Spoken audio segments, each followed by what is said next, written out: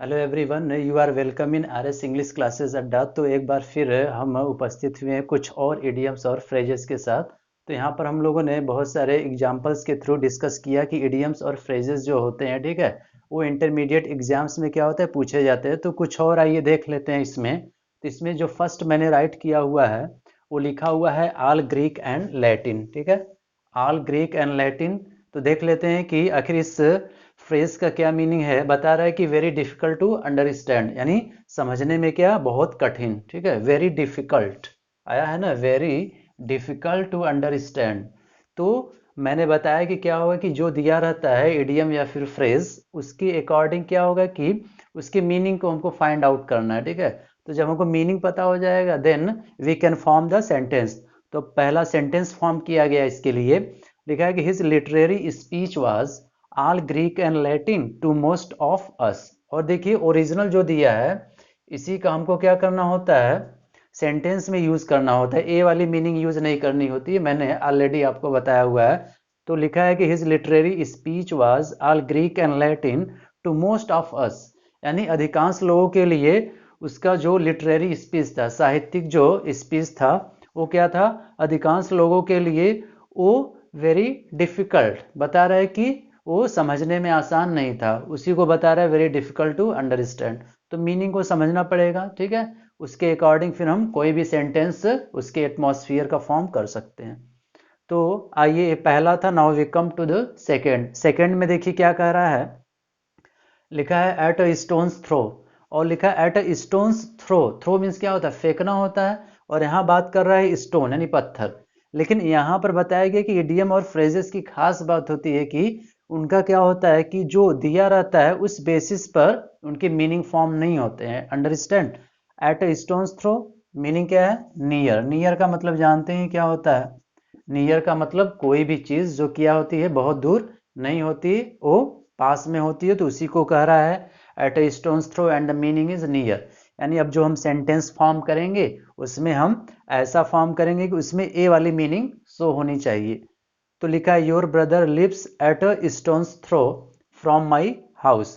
कह रहा है तुम्हारा जो भाई है, your brother lives at a stone's throw from my house, यानी मेरे घर के पास ही रहता है। उसी को कह रहा है at a stone's throw, it means near, understand. Now we come to the number third, and number third is what, लिखा है कि एन एक्स टू ग्राइंड।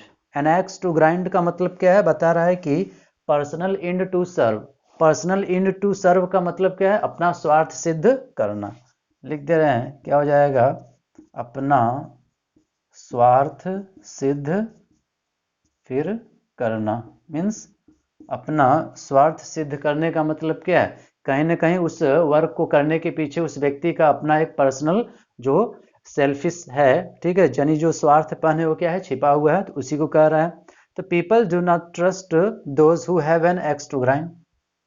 तो बता रहा है कि लोग ऐसे व्यक्ति को पसंद नहीं करते या फिर उस पर भरोसा नहीं करते, ट्रस्ट भरोसा करना, जो क्या होते हैं, who have an axe to grind, means जो अपना स्वार्थ सिद्ध करते रहते हैं। तो हम तो अपना पर्सनल जो हमारा जो स्वार्थ है उसको सिद्ध कर लें, लेकिन क्या होता है कि अगल बगल या रिलेटिव उनको पता है कि मेरा बिहेवियर कैसा है, understand. Now we come to the number four. और नंबर फोर क्या बता रहा है, अ लाफिंग स्टॉक। और a laughing stock, what is the meaning, a laughing stock, the meaning is an object of ridicule। N object of ridicule का मतलब क्या होता है, हंसी का पात्र, understand. A laughing stock N object of ridicule, यानी हंसी का पात्र। यानी वो क्या है कि समाज में या फिर गैदरिंग में कहीं भी वो क्या हो रहा है, उसकी बात को वैल्यू नहीं दिया गया, या फिर कुछ ऐसा कुछ जिसकी वजह से वह एक हंसी का पात्र बन गया। तो सेंटेंस क्या फॉर्म किया गया है, हिज फुलिश आर्ग्यूमेंट, मीन्स उसका जो मूर्खतापूर्ण जो बहस था, his foolish argument has made him a laughing stock of all. वो सभी के लिए क्या बना दिया उसे, वो हंसी का पात्र बना दिया। एंड द मीनिंग हियर वही लिखा है, एन ऑब्जेक्ट ऑफ रिडिक्यूल। तो इसकी हिंदी मीनिंग होती है हंसी का पात्र। तो सेंटेंस बनाया गया, यानी कुछ ऐसे फुलिश आर्ग्यूमेंट। फुलिश आर्ग्यूमेंट का मतलब क्या, यानी कोई भी बेस नहीं है, आधार नहीं है, बेसलेस। और सबको पता है कि ये बिना सिर पैर की बात कर रहे हैं। तो उसी को बता रहा है कि a laughing stock, the meaning is an object of ridicule. और इसका मैंने बताया first very difficult to understand, यानी समझने में बहुत कठिन। अंडरस्टैंड ये पहले वाले का है, समझने में बहुत कठिन या समझने के लिए बहुत कठिन। उसी तरह सेंटेंस फॉर्म किया गया ग्रीक एंड, यानी ओरिजिनल जो हमको दिया रहेगा, हमको क्या करना है, सेंटेंस में उसी का यूज करना होता है। ओनली हमको उसके मीनिंग को बताना होता है कि उसका मीनिंग क्या है। अंडरस्टैंड। तो आज मैंने कुछ और आपको इडियम्स और फ्रेजेस के विषय में बताया। तो जो लोग भी अभी चैनल पर नए हैं, चैनल को सब्सक्राइब करना न भूलें। So thank you for watching this video.